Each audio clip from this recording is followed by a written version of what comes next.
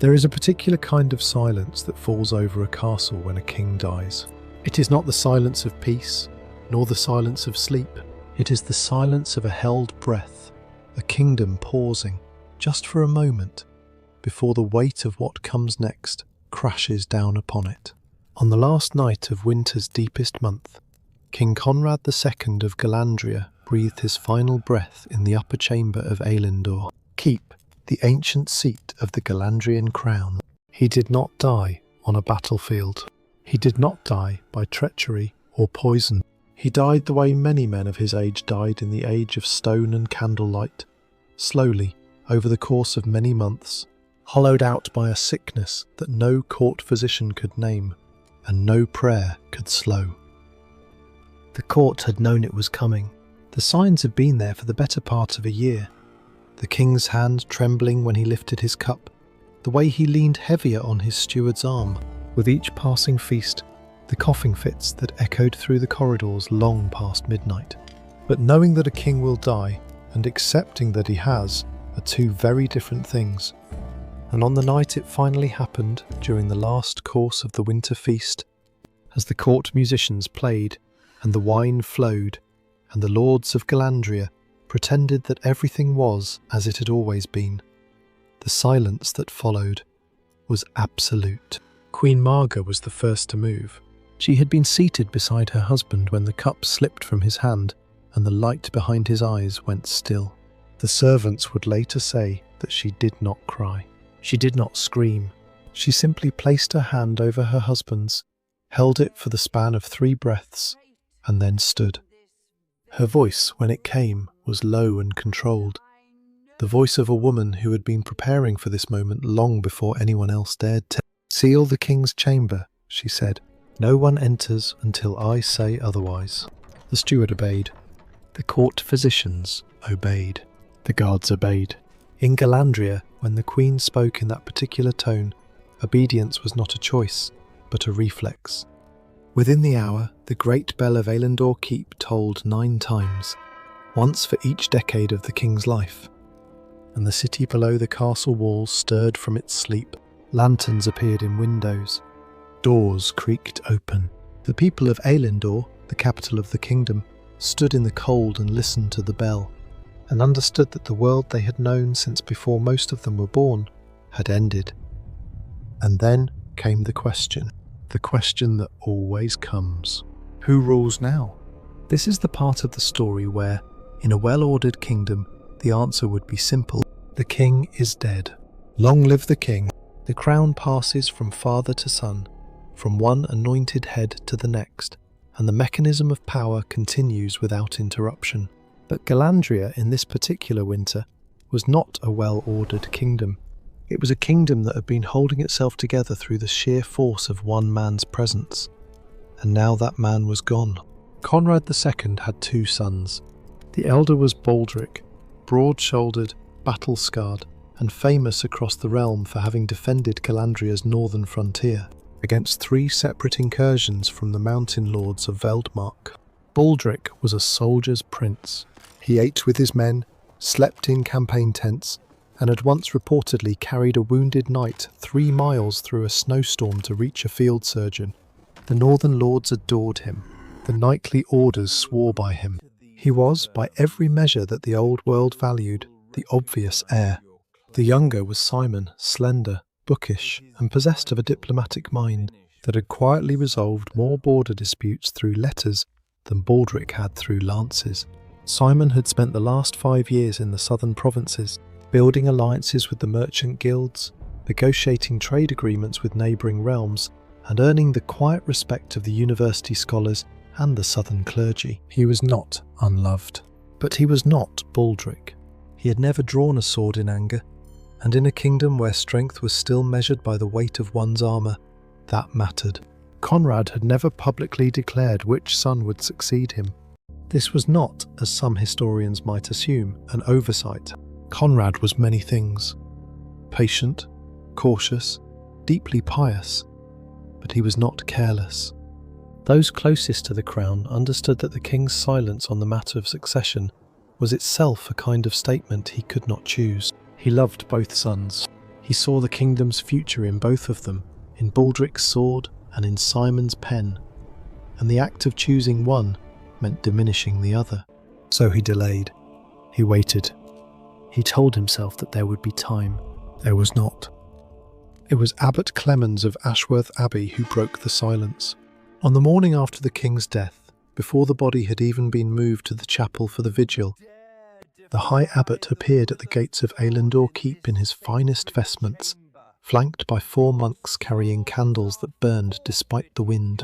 He requested and was granted an audience with Queen Marga and the assembled lords of the Privy Council. What he told them was, on its surface, a miracle. The king's final will and testament, Clemens announced, his voice carrying the practiced gravity of a man who understood that words, spoken at the right moment, could move mountains, was composed in his own hand and entrusted to Ashworth Abbey for safekeeping. It bears the royal seal. It names his chosen successor. The relief in the room was almost physical. Lords who had been sitting rigid with anxiety let out their breath. The Queen's expression did not change, but her fingers, which had been gripping the arm of her chair, loosened by the smallest degree. The document, Clements continued, is held in the Abbey's archive, sealed and witnessed according to the law of the realm. It will be read publicly at the appropriate time. And just like that, the crisis appeared to be over. A testament existed. The king had chosen. The succession would proceed in an orderly fashion, as God and law intended. The lords nodded to one another, with expressions of solemn satisfaction. The steward began making arrangements for the reading ceremony. The Queen retired to her chambers and said nothing more. But in the scriptorium of Ashworth Abbey, a long, cold room lined with oak desks and smelling perpetually of iron gall ink and candle wax, a young scribe named Edric was staring at a sheet of parchment and feeling the first stirrings of something that would eventually consume him. Edric was not important. He would have been the first to tell you so. He was 27 years old, the son of a carpenter from the river village of Thornfeld, and he had entered Ashworth Abbey at the age of 14, not out of religious devotion, but because a travelling monk had noticed the boy's unusually steady hand and offered him an alternative to a life of sawdust and splinters. In the 13 years since, Edric had become one of the Abbey's most skilled copyists. His letters were precise. His margins were immaculate.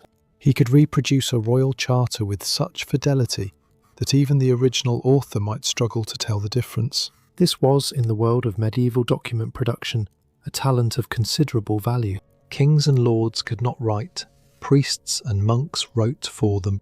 The men who held the quills were, in a very real sense, the men who held the truth. Edric understood this.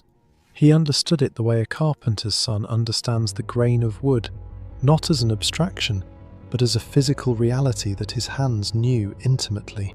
Every stroke of ink was a small act of power. Every copied word was a choice to preserve, to alter, to omit. The scriptorium was not merely a workshop, it was the engine room of the kingdom's memory. On the morning of the king's death, Edric had been assigned a routine task to prepare a clean copy of the royal testament for the public reading ceremony. The original document, the one Abbot Clements had presented to the court, had been brought to the scriptorium under guard, and Edric was to transcribe it onto fresh vellum in his finest hand. He began the work as he began every task, with care, with patience, with the quiet focus that had made him the best copyist in the abbey. The text was formal and precise, written in the high legal Latin that was standard for royal documents. It named Prince Simon as the sole heir to the throne of Galandria, granted him dominion over all territories and titles, and invoked the blessings of God and the Church upon his reign. It was, by every conventional measure, a perfectly composed document. Edric noticed the seal first. The royal seal of Galandria was a wax impression of the king's personal signet, a crowned lion, holding a quill pressed into a disc of deep crimson wax and affixed to the bottom of the parchment by a silk ribbon. Edric had seen the king's seal hundreds of times. He had copied documents bearing it, handled charters stamped with it, and studied its details with the professional eye of a man whose livelihood depended on recognising the authentic from the counterfeit. The seal on this testament was nearly perfect. The lion was correct. The crown was correct. The proportions were correct. But there was a hairline fracture running through the wax. A thin, almost invisible crack that curved from the lion's mane to the edge of the disc. And Edric knew, with the certainty of 13 years' experience, that a freshly pressed seal does not crack. Wax fractures over time as it dries and contracts. A seal that was pressed within the last few months, as this one must have been, given the king's recent decline, should be smooth and intact. This seal was not. Edric set down his quill. He brought the candle closer. He examined the fracture with the unhurried precision of a man who trusts his eyes above all other authorities. And then he looked at the parchment itself, at the texture of the vellum, at the colour of the ink, at the spacing of the letters. Everything was perfect. That was the problem. Royal documents were composed under pressure, often dictated to scribes who worked quickly and corrected errors with small scrapes of a knife. They bore the subtle imperfections of urgency, a slightly uneven margin here, a corrected letter there, a faint smudge where a sleeve had brushed against wet ink. These imperfections were not flaws, they were signatures of authenticity. They were proof that a living hand had produced the document in the messy, imperfect conditions of real life. This testament had none of them. It was immaculate. Every letter was perfectly formed. Every line was perfectly spaced. Every margin was perfectly even.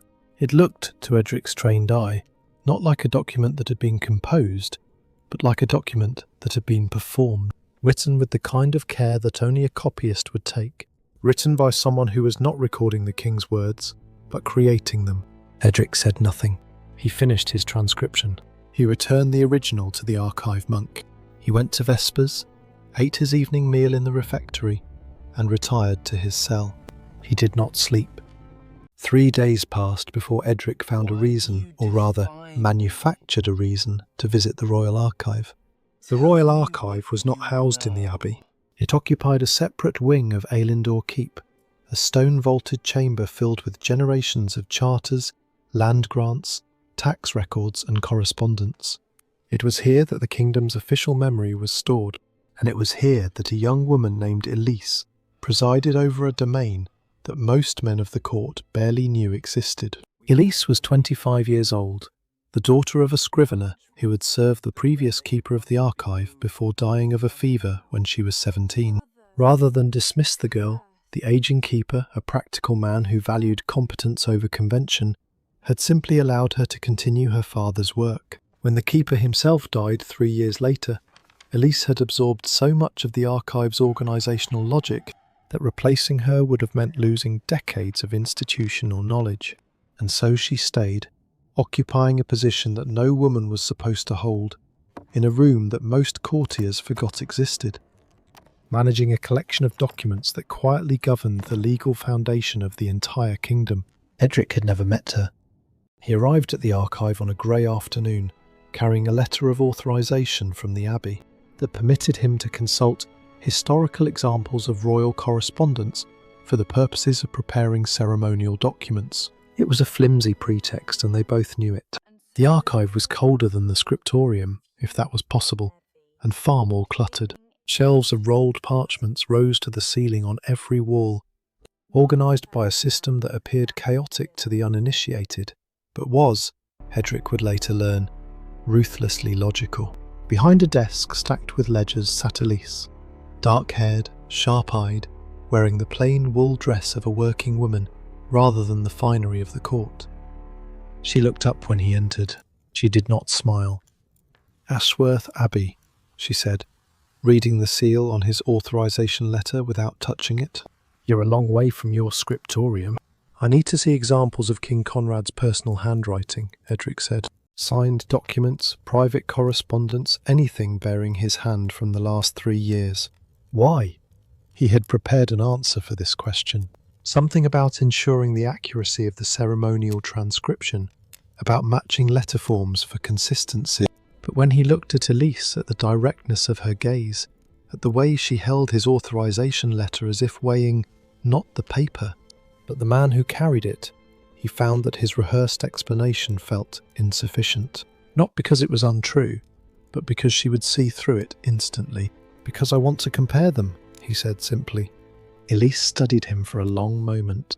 Then she stood, walked to a shelf on the far wall, and pulled down a heavy, leather-bound volume, the Royal Signature Register, containing verified examples of every king's hand going back 4 generations. She set it on the desk between them. "A monastery scribe taking an interest in the king's handwriting," she said. "That's a first." "Is it? Most scribes who come here want tax records or land grants, things that have value to their abbots. No one ever asks for the signature register."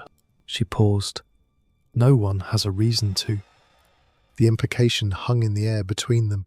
Edric felt the weight of it, the recognition that this woman, in this quiet, forgotten room, understood exactly what his request meant, even if he had not said it aloud. He opened the register and found Conrad's section. Page after page of the king's hand letters to lords, orders to commanders, personal notes to his wife and sons. Edric studied them with the eye of a craftsman, noting the characteristic tilt of Conrad's letters, the way he pressed hard on downstrokes and lightened on curves, the slight rightward drift of his signature that came from decades of writing at a desk that was, apparently, positioned at an angle to the window. And then, without speaking, he reached into his satchel and laid his transcription copy of the testament beside the register. They looked at the 2 documents together. The silence that followed was not uncomfortable. It was the silence of 2 people arriving at the same conclusion from different directions and recognizing that they did not need to say it aloud. "The testament is beautiful," Elise said finally. "Too beautiful." Edric nodded. "The seal is fractured. Old wax on a document that should be less than 6 months old." Elise looked at him. "What are you going to do?" It was, Edric realised, the only question that mattered, and he did not have an answer. "I don't know," he said. "Not yet." "Then I suggest you come back when you do," Elise said. She did not say it unkindly. She said it the way someone says a thing that is both a warning and an invitation. Because once you start asking these questions where other people can hear them, you will not be able to stop. Edric gathered his papers. At the door he paused. "Why did you show me the register?" he asked. "You didn't have to." Elise did not look up from the ledger she had returned to.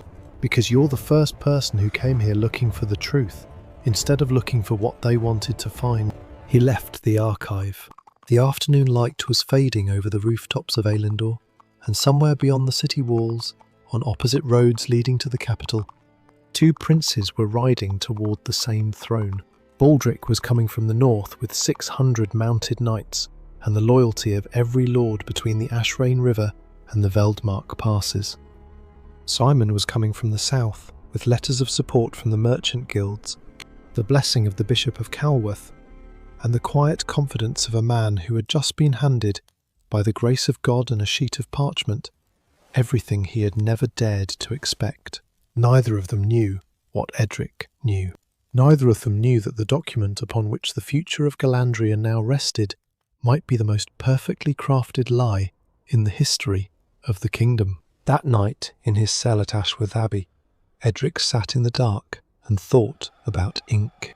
He thought about how a single line of text, written in the right hand on the right parchment, with the right seal, could place a crown on a man's head or plunge a kingdom into war.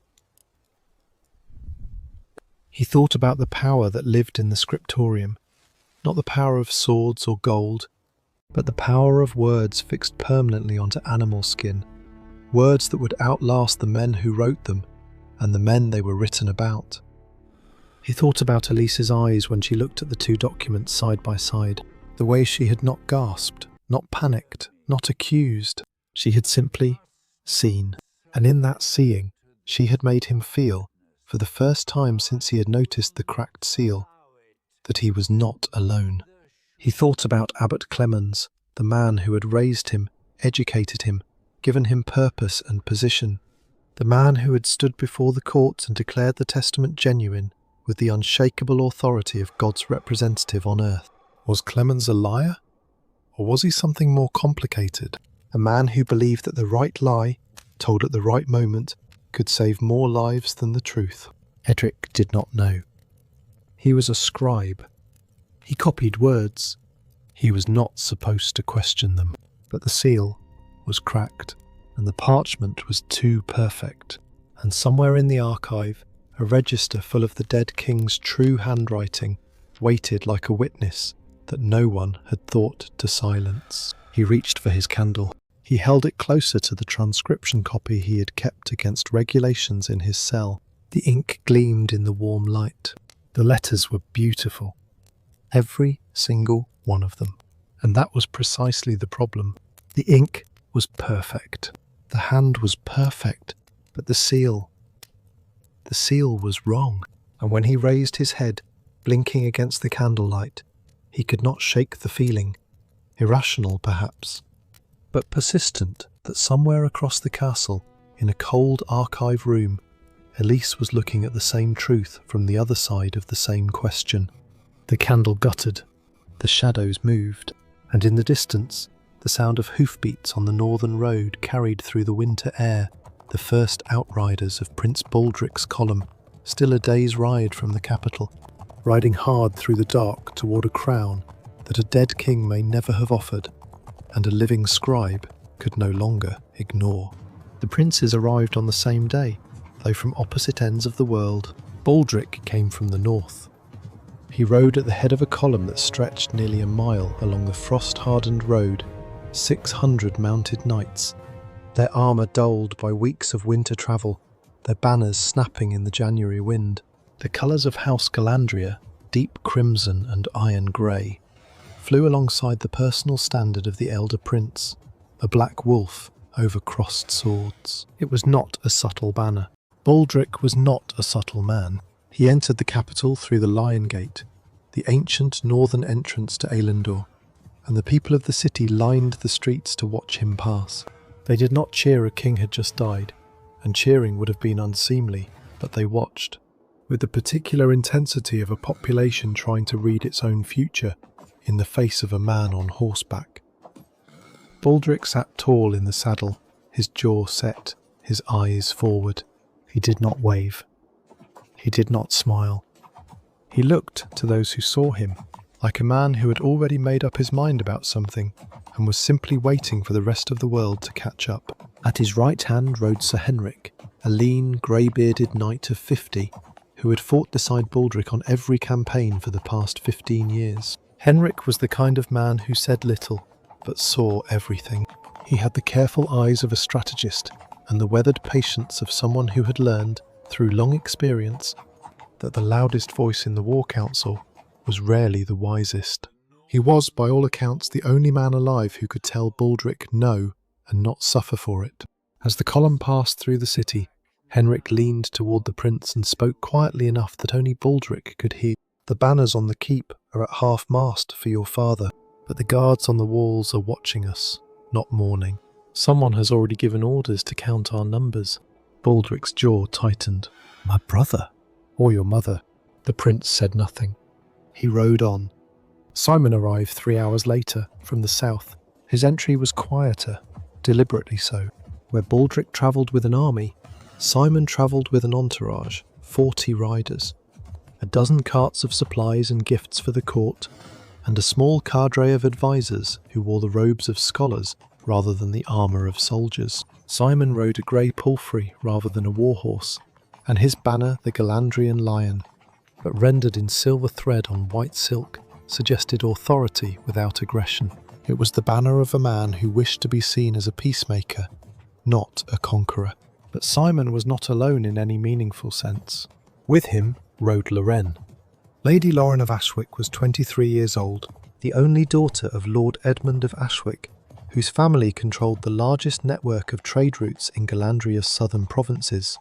The betrothal between Lauren and Simon had been arranged 2 years earlier, a strategic union that would bind the southern merchant aristocracy to the crown and secure the tax revenues that funded nearly a third of the royal treasury. It was, by the standards of the age, a perfectly rational arrangement. Neither party had been consulted about their feelings on the matter, because feelings were not considered relevant to the architecture of power. Lauren had accepted the arrangement without complaint, which her father interpreted as obedience and her mother interpreted as resignation.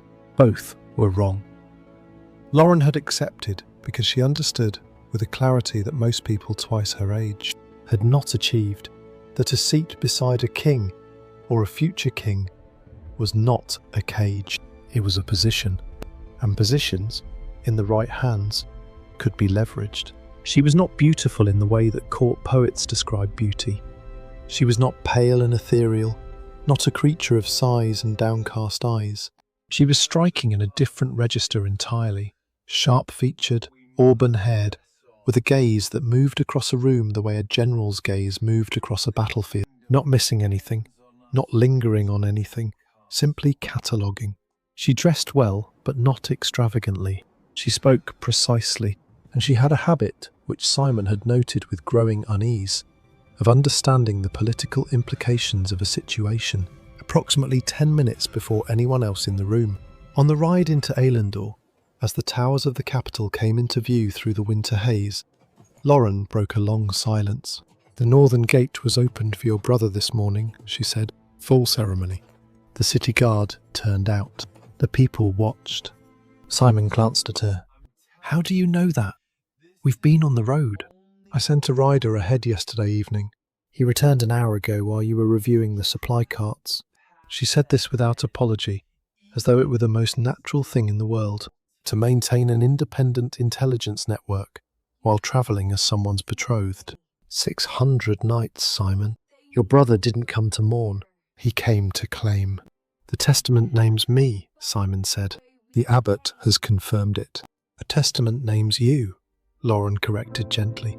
"That is not the same thing as a kingdom accepting you. Your brother has 600 swords. You have a piece of parchment. In an ideal world, the parchment would be enough, but this is Galandria, and your father just died, and ideal worlds are in very short supply at the moment." Simon was quiet for a moment. Then he said, with a faint smile that did not reach his eyes, "You're very direct for someone I've met 4 times. 5, Lauren said. "You're forgetting the harvest banquet in Calworth. You were quite charming that evening. You quoted a poet whose name I've forgotten, and then spent 20 minutes explaining the history of southern grain tariffs to a bishop who was trying very hard to change the subject." Simon blinked. "You remember that?" "I remember everything that might be useful." She paused. "And a few things that are simply interesting." It was, Simon would later reflect, the moment he began to understand that his betrothal might be the most strategically significant thing his father had ever arranged for him, and that the woman riding beside him was not a decoration attached to a treaty, but a mind of the First Order operating in a world that had given her very few sanctioned avenues for its use. The reading of the testament took place 4 days later in the Great Hall of Ailendor Keep. It was a formal affair, the kind of ceremony that the kingdom's traditions demanded, and that Abbot Clements orchestrated with the precision of a man who understood that ritual was not merely performance, but architecture. Every element was designed to reinforce a single message. This is legitimate. This is ordained. This is the will of the dead king and the will of God. And the two are, in this moment, indistinguishable. The great hall was lit by 200 candles. The lords of the realm, or those who had arrived in time, stood in ranks according to their station. The bishops occupied a raised platform to the right of the throne. Queen Marga sat in the queen's chair, her face as unreadable as carved stone. Baldric stood to her left, in full armour, a statement of identity as much as a precaution.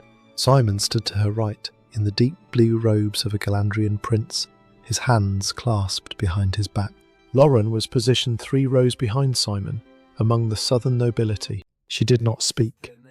She did not need to.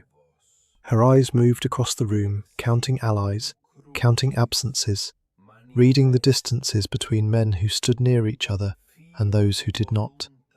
Abbot Clemens read the testament aloud. His voice filled the great hall with the authority of a man who had spent 40 years speaking on behalf of the divine. The Latin phrases rolled like church bells. The key passage, "I, Conrad, by the grace of God, King of Galandria, do hereby name my son Simon as sole heir and successor to the crown and all its dominions. Landed in the silence like a stone dropped into still water, and then the hall erupted, not in violence, not in chaos, but in the particular controlled turbulence of powerful men rearranging their positions. The Northern Lords exchanged glances. Two of Baldric's senior knights stepped closer to their prince, not threateningly, but with the unconscious instinct of men who close ranks when they feel the ground shifting beneath them. The southern clergy nodded with satisfaction. The merchant guild representatives permitted themselves small, careful smiles. Baldric did not move. His face betrayed nothing, but Henrik, standing just behind him, saw the elder prince's gauntleted hand tighten into a fist, slowly, deliberately, and then release. It was not the reaction of a man who had expected this. It was the reaction of a man who had feared it. The fracture was immediate. Within 2 days of the reading, the kingdom's nobility had sorted itself into two camps, with the ruthless efficiency of water finding the lowest ground. The Northern Lordsmen, whose power derived from land, from military service, from the old feudal bonds that had held Galandria together for 3 centuries, declared their support for Baldric. Their argument was simple and, in its way, compelling. A kingdom was not a counting house. It needed a king who could defend it, lead it in war, command the loyalty of fighting men. Simon was a diplomat, a negotiator, a man of letters. These were fine qualities for a chancellor or an ambassador. But a king needed to be able to ride at the head of an army, and Simon had never done so. The southern faction, the merchant guilds, the university scholars, the bishops who owed their positions to the crown's patronage rather than to noble birth, rallied behind Simon. Their argument was equally straightforward. The testament was clear. The seal was authentic. The church had validated the document, and to defy it was to defy not merely the dead king's wishes, but the divine order that gave those wishes their authority. Baldric's military record was admirable, but the law of succession was not a tournament. Queen Marga called for calm. She convened a council of the senior lords and bishops, urging patience and unity while the proper coronation arrangements were made. But her private meetings with Abbot Clemens, which had been brief and formal before the king's death, now stretched late into the evening, behind closed doors, with guards posted at every entrance. The court noticed. The court always noticed. Lauren noticed more than most. On the 3rd evening after the reading, she requested a private audience with Simon in his chambers. It was an unusual request. They were betrothed, not married, and propriety demanded the presence of a chaperone. Lauren brought her lady-in-waiting, a cheerful and entirely deaf woman named Agnes, who sat by the fire embroidering, while Lauren and Simon spoke in voices that Agnes could not have heard, even if her ears had been perfect. "Your mother is meeting with Clemens every night," Lauren said. "That is either a very good sign or a very bad one." "She's ensuring the transition is orderly," Simon said. "That's her role." "Her role is Queen Regent, which means she has more power right now than either of her sons. And she is spending that power in private conversations with the one man who produced the document that put you on the throne." Lauren let the observation settle. "I am not saying your mother is plotting against you, Simon. I am saying that she is managing you, and Baldric, and Clemens, and probably 3 other things we haven't thought of yet. And she is doing it alone. And that should concern you." "What would you have me do?" "Start building your own understanding of this court. Stop relying on the testament as if it were a castle wall. Walls can be breached."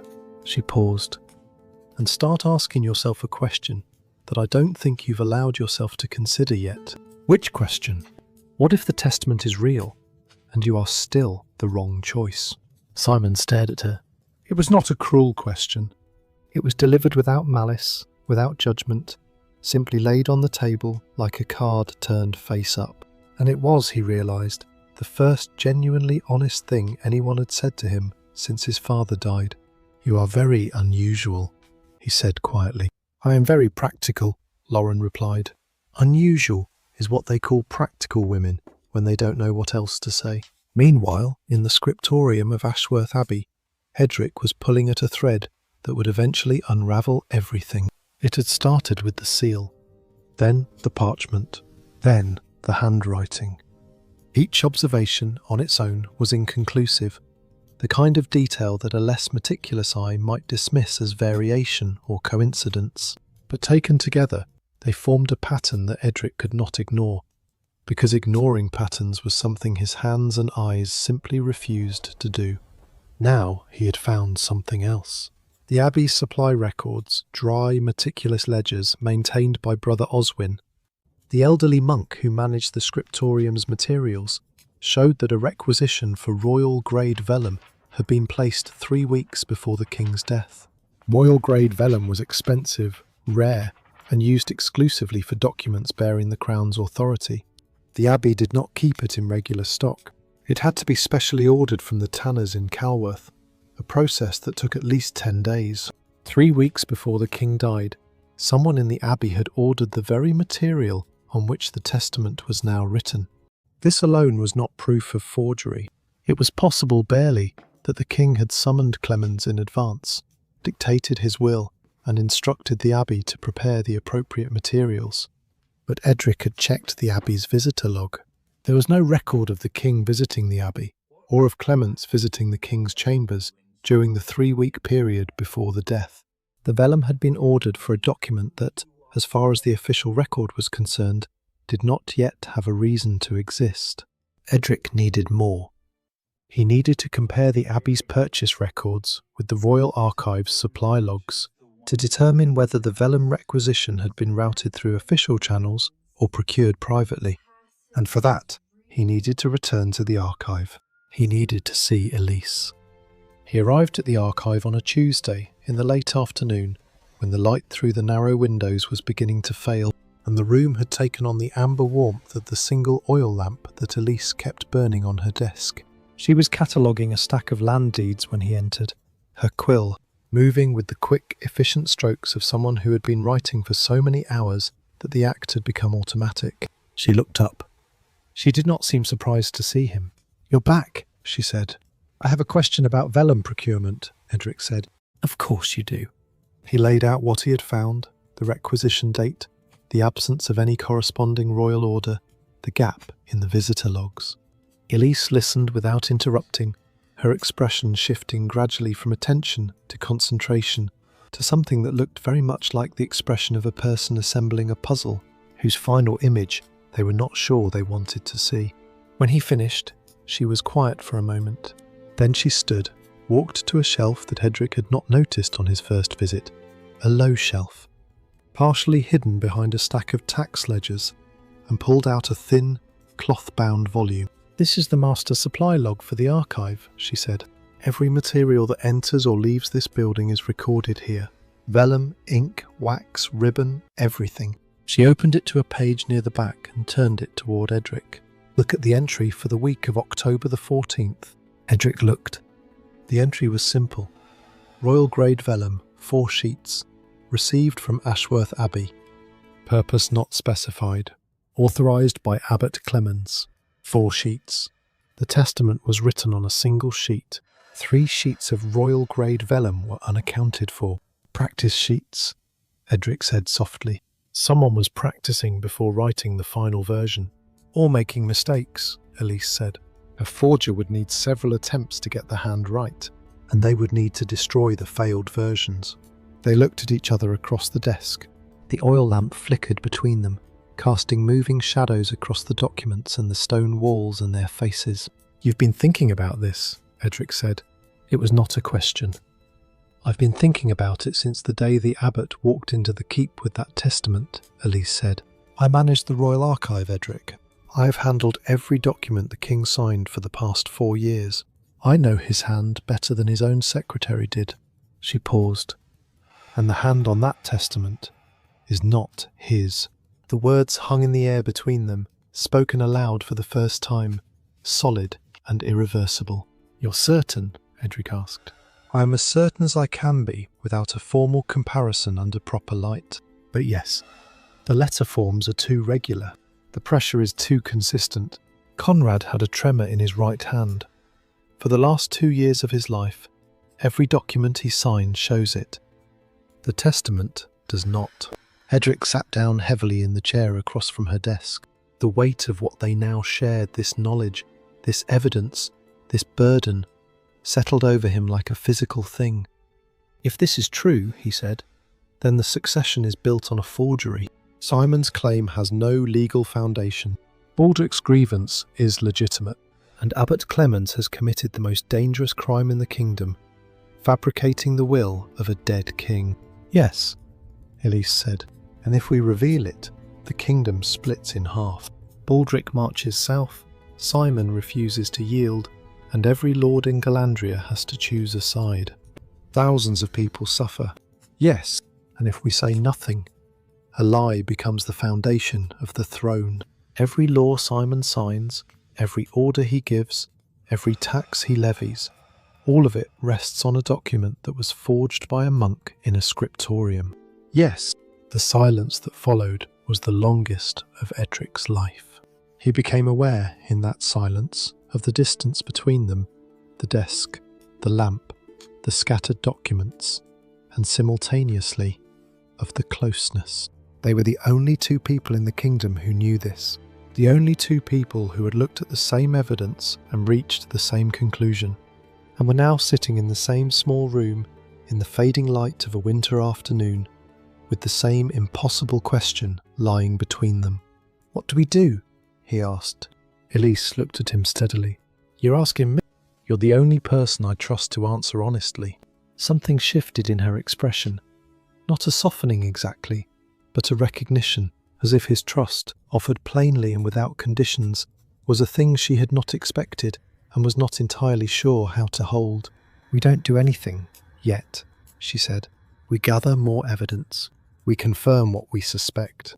And then, only then, we decide who needs to know and how to tell them in a way that doesn't burn the kingdom to the ground." "That sounds dangerously close to wisdom," Edric said. "It sounds dangerously close to buying time," Elise replied. "But sometimes buying time is the wisest thing you can do." He rose to leave. At the door he paused, not because he had something more to say, but because leaving felt in that moment like stepping out of the only room in the kingdom where the truth was allowed to exist. "Elise," he said. "Yes?" "Thank you for not pretending you didn't see it." She looked at him for a long moment, and this time something almost like warmth crossed her face. Brief, controlled, but unmistakable. "The same to you," she said. Outside the archive, the city of Elendor was transforming. Baldric's knights had set up a sprawling encampment in the fields north of the city walls, a small city of tents and cookfires and picketed horses that grew larger every day as more northern lords arrived to pledge their support. The camp did not threaten the capital directly, but its presence was impossible to ignore. It sat on the landscape like a question mark, or perhaps an exclamation point, depending on one's political sympathies. Inside the walls, Simon's supporters were consolidating their own position. The merchant guilds had begun offering loans to the crown at favourable rates, a gesture of confidence in the new succession that also happened to make them the largest creditors of the future king. The southern bishops issued pastoral letters affirming the validity of the testament and gently reminding their congregations that to question a document validated by the church was to question the church itself, which was to question God, which was inadvisable.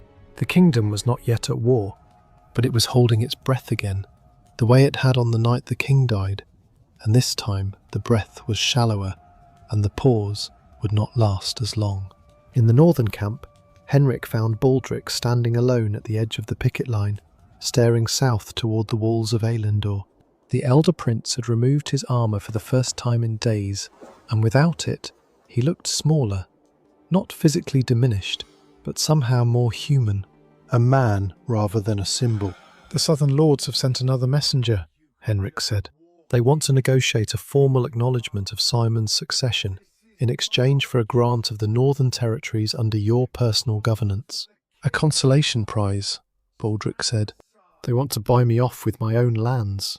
"It's not unreasonable, my lord. It's not unreasonable if the testament is genuine, if my father truly chose Simon. Baldric turned to face his oldest friend. But did he, Henrik? You knew my father as well as anyone. You sat in his war councils. You heard him speak about the kingdom's future. Did he ever even once say that Simon should rule? Henrik was quiet for a moment. He never said you should rule either, my lord. That's not an answer. No, Henrik agreed. It's the problem. Baldric turned back to the southern horizon. The torches on Eilendor's walls flickered like distant stars. I don't want a war, he said. I know what war looks like. I know what it costs. Every man in this camp has followed me into battle at least once, and I will not lead them against their own countrymen over a piece of parchment. He paused. But I will not kneel to a lie either. If my father chose Simon, I will accept it. I will ride north and defend the border as I always have. But if someone else chose Simon, if that document was written by a hand that was not my father's, then everything changes. And how would you prove that? Henrik asked. Baldric did not answer. In the archives of Eilendor Keep, a young woman was closing the supply log and placing it back on its shelf. In the scriptorium of Ashworth Abbey, a young man was lying awake in his cell, staring at the ceiling, thinking about cracked seals and perfect handwriting, and the sound of a voice that had said the same to you, with something that might, in a different world, have been tenderness. And in a private chamber deep within the keep, Queen Marga sat alone with a cup of untouched wine and a single candle, reading a letter that she had found, or perhaps had always known about, in her husband's personal effects. A letter that began, "My dearest Clemens, I write to you not as a king, but as a father who has failed." She read it twice. Then she folded it, placed it inside her sleeve, and extinguished the candle. In the dark, she whispered a single word that no one heard. Fools. It was not clear whether she meant her sons, the abbot, or all of them together.